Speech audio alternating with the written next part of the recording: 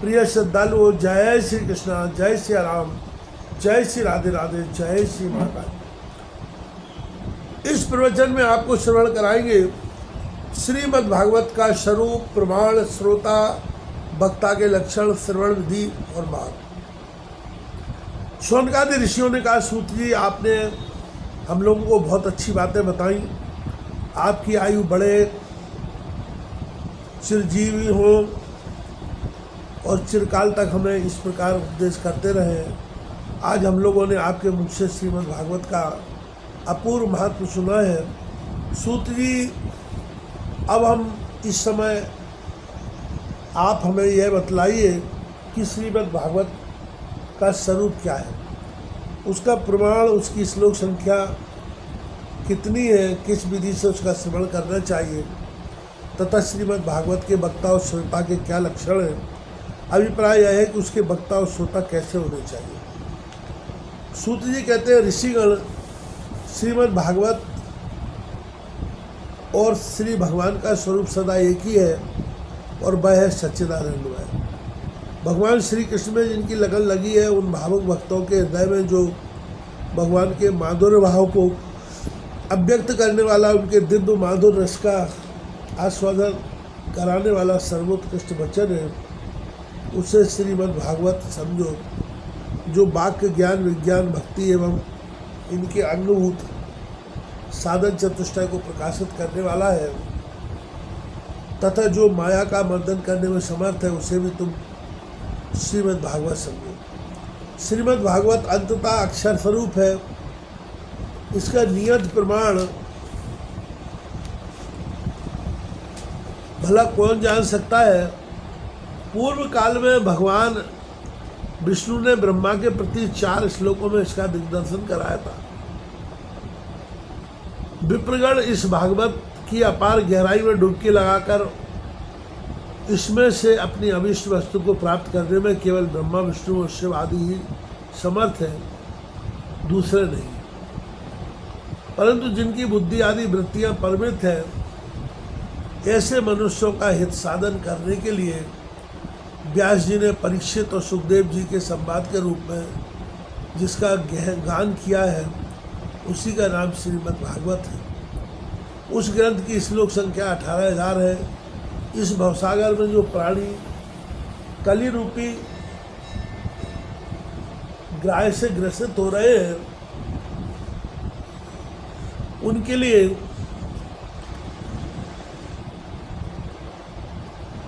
वह श्रीमद् भागवत ही सर्वोत्तम सहारा है। अब भगवान श्री कृष्ण की कथा का आश्रय लेने वाले श्रोता को वर्णन करते हैं। श्रोता 2 प्रकार के माने गए हैं, प्रवर उत्तम तथा अवर अधम। प्रवर श्रोताओं के चातक, हंस, सुख और बीना आदि कई भेद हैं। अवर के श्री ब्रक, मुरुंड, वृष और उष्ट आदि अनेकों भेद बतलाए गए हैं। चातक कहते हैं पपीहे को वह जैसे बादल से बरसते हुए जल में ही स्फुरा रखता है, दूसरे जल को छूता भी नहीं,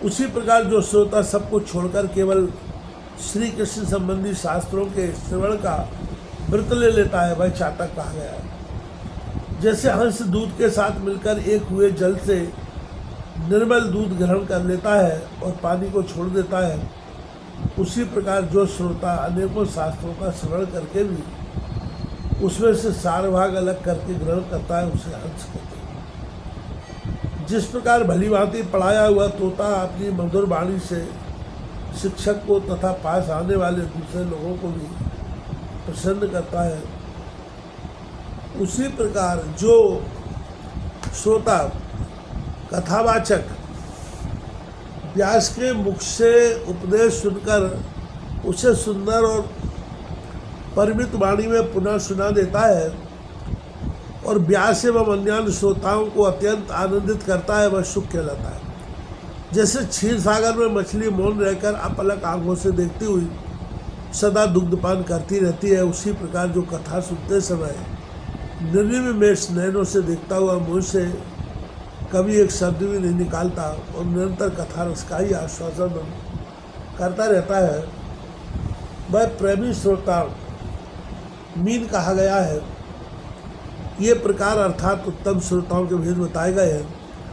अब अवर यानी उत्तम श्रोता बताए जाते हैं। ब्रिक कहते हैं भेड़ियों को, जैसे भेड़िया बन के भीतर भेड़ू की मीठी आवाज़ सुनने में लगे हुए मृगों को डराने वाली भयानक गर्जना करता है, वैसे ही जो मूर्ख कथा श्रवण के समय रसिक श्रोताओं को उद्विग्न करता हुआ बीच बीच में जोर जोर से बोल उठता है, वह ब्रिक कहलाता है। हिमालय के शिखर पर एक घुरुंड जाति का पक्षी होता है। वह किसी के शिक्षाप्रद वाक्य सुनकर वैसा ही बोलता है, किंतु उससे लाभ नहीं उठाता। इसी प्रकार जो उपदेशक की बात सुनकर उसे दूसरों को सिखाए पर स्वयं आचरण में न लाए, ऐसे श्रोता को घुरंड कहते हैं। ब्रख कहते हैं बैल को उसके सामने मीठे मीठे अंगूर हो या कड़वी खली, दोनों को वह एक साथ ही मानकर खाता है। उसी प्रकार जो सुनी हुई सभी बातें ग्रहण करता है, पर सार और असार वस्तु का विचार करने में उसकी बुद्धि अंधी असमर्थ होती है, ऐसा श्रोता ब्रख कहलाता है।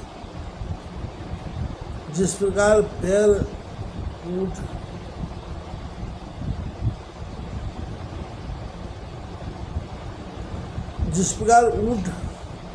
माधुर गुण से युक्त आम को भी छोड़कर केवल नीम की पत्ती चबाता है, उसी प्रकार जो भगवान की मधुर कथा को छोड़कर उसके विपरीत संसारी बातों में रमता है, उसे ऊंट कहते हैं।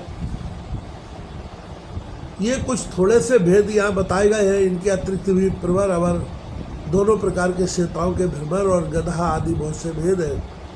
इन सब भेदों को उन्होंने श्रोताओं के स्वाभाविक आचार व्यवहार से परखना चाहिए।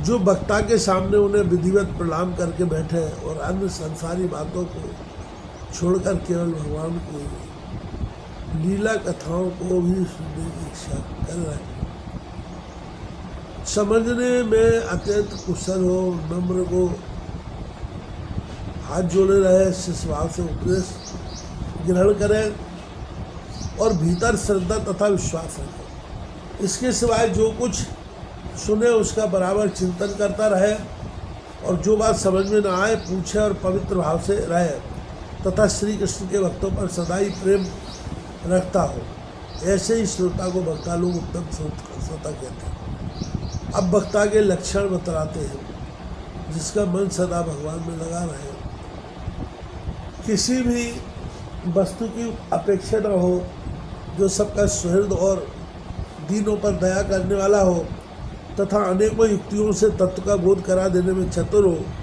उसी वक्ता का मुनि लोग सम्मान करते हैं।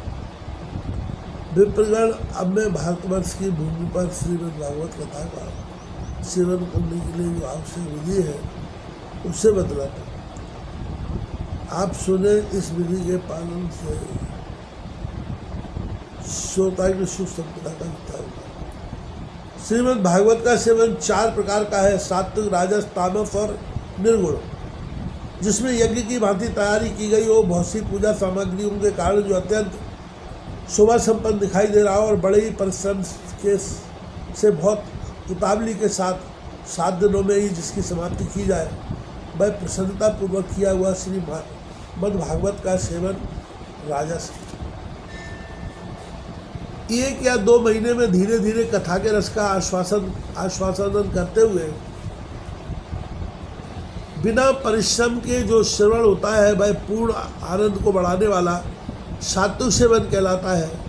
तामस सेवन वह है जो कभी भूल से छोड़ दिया जाए और याद आने पर फिर प्रारंभ कर दिया जाए। इस प्रकार 1 वर्ष तक आलस और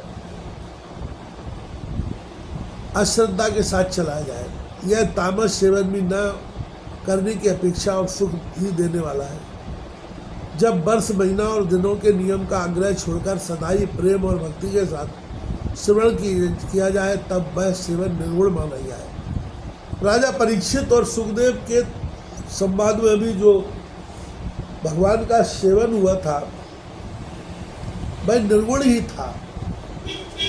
उसमें जो 7 दिनों की बात आती है वह राजा की आयु के बचे हुए दिनों की संख्या के अनुसार है। सप्ताह कथा का नियम करने के लिए नहीं है।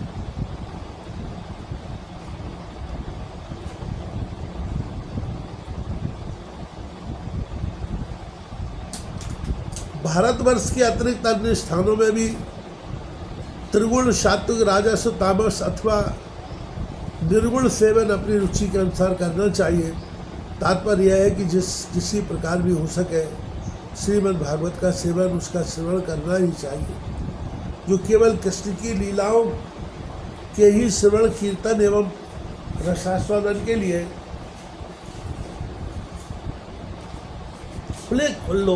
खोल दो।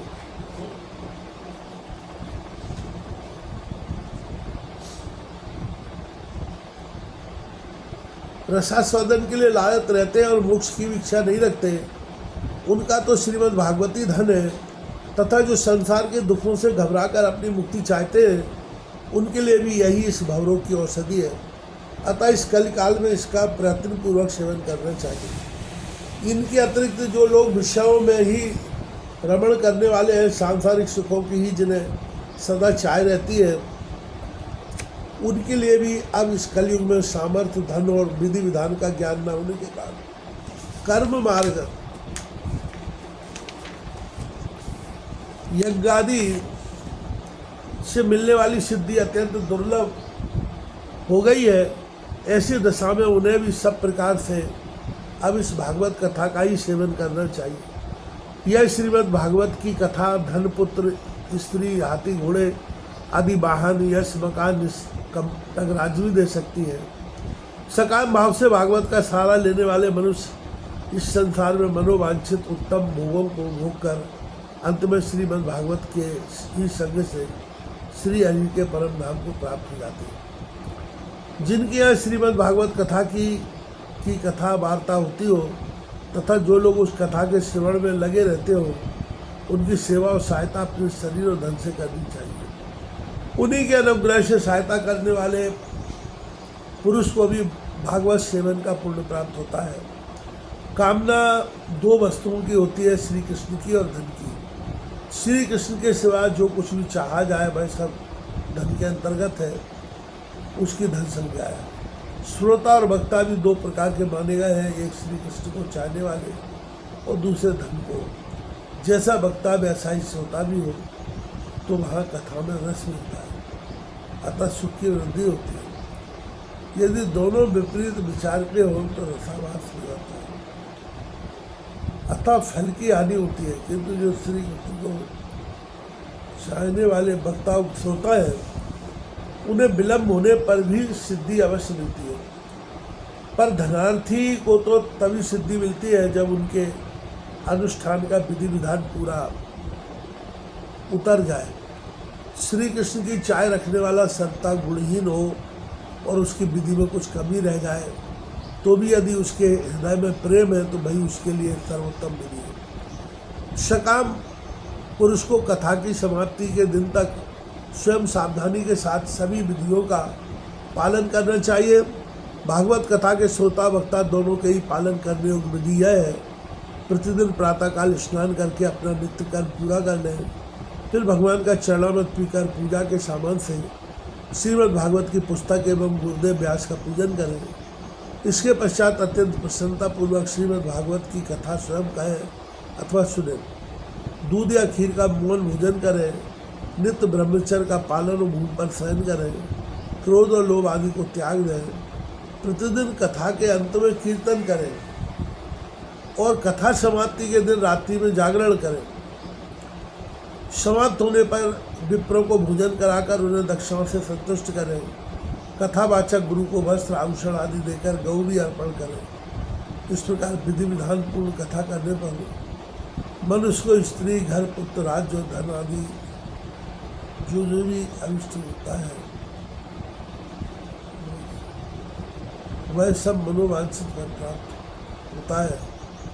परंतु सकाम भाव बहुत बड़ी विडंबना है, यह श्रीमद् भागवत की कथा में शोभा नहीं देता। श्री सुखदेव जी के मुख से कहा हुआ यह श्रीमद् भागवत शास्त्र है, जो कलयुग में साक्षात श्री की प्राप्ति कराने वाला और नित्य प्रेमानंद रूप फल प्रदान करने वाला है।